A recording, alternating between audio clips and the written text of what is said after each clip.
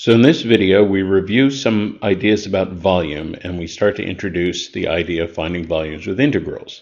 So first of all, starting off very basic, the volume of a rectangular solid is just the product of the three dimensions, height times width times depth.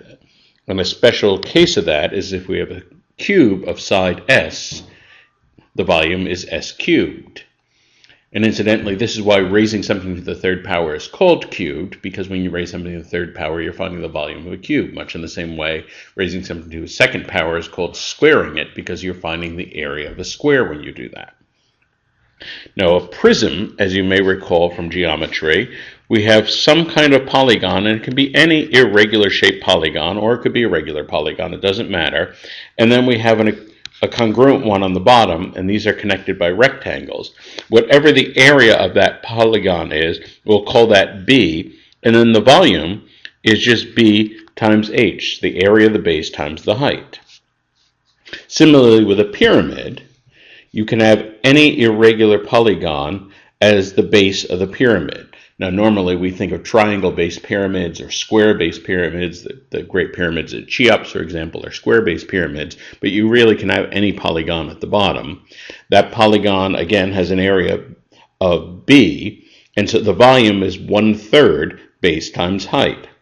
So those are what you might call the Euclidean volume formulas. Then we get these three amazing formulas written in green here. A cylinder, and of course a cylinder is kind of like a circular prism. A cone is kind of like a circular pyramid. And then a sphere, and a sphere is really unlike any other shape imaginable in three dimensions.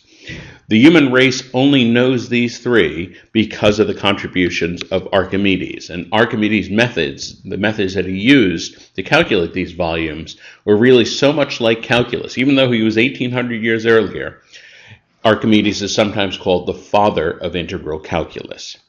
And so the basic idea, which is not that different from what Archimedes did, just as we found area by dividing this into a bunch of rectangles and then adding up those rectangles, we're now going to find volumes by finding a bunch of slices.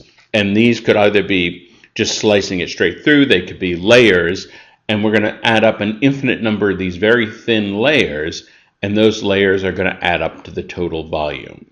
And so that's a very intuitive introduction. We'll talk about numerical methods in the next video.